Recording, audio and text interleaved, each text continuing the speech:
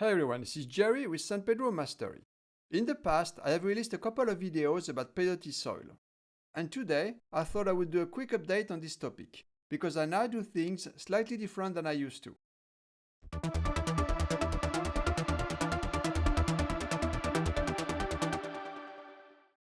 First off, I don't use sand anymore. I found sand to be very messy, as it tends to make its way to the bottom of the pot and end up on the floor, which it can scratch easily if you have ceramic tiles. Also, sand adds tremendous weight to your pot. If you just have a couple of pots, weight is not an issue.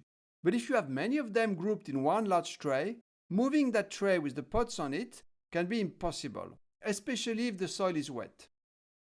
Another important change is that I now use Akadama.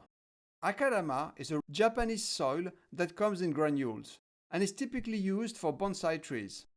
Just like perlite or pumice, it comes in different sizes. The one I usually get is the small size, which is the most commonly used for bonsais. It is of similar size to the perlite and pumice that I use. Peyotes love a granular soil, and both Akadama and pumice provide that. The soil is super draining, and the air circulation helps tremendously with the creation of new roots. After a few months, you will notice tons of new roots coming off the taproot. Such a granular soil also means the soil drains very easily. Fast drainage combined with great air circulation means the soil will dry much faster, which will reduce the danger of rot. And rot on peyotes often gives no warning sign. By the time you realize your plant looks a bit sad, it's actually completely rotten.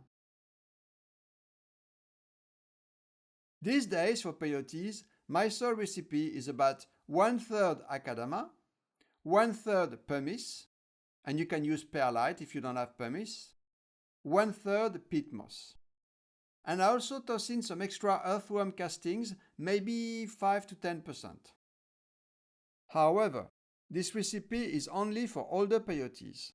For seedlings, the first 1 or 2 years, I use the same exact soil as for San Pedro's. Why? Because the soil that is too granular means that seeds may fall down deep in the soil and not germinate. Now, whether or not these soil changes result in faster growing plants, I don't know. Some growers believe that letting side roots develop on peyote is detrimental to the overall growth of the plant. Although personally I have not observed that.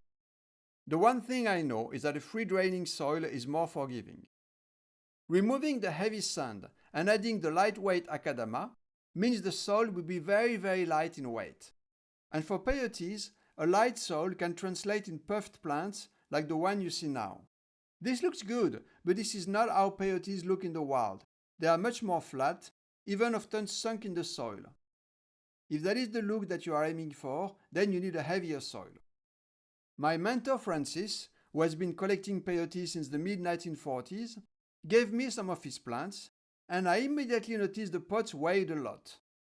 They had really heavy soil in them, and indeed, his plants were rather flat. You can see here an example that he gave me. Francis did not purchase any soil ingredients, he just used soil straight from his property. He lives right in front of the Mediterranean Sea, and the soil there is very sandy, very heavy. Hope you enjoyed this quick update. I am by no means an expert on peyotes. Here I was just sharing with you some of my observations. My current soil recipe works for me, but of course I'm not saying it's the best one there is. Feel free to share your peyote soil recipes down below in the comment section.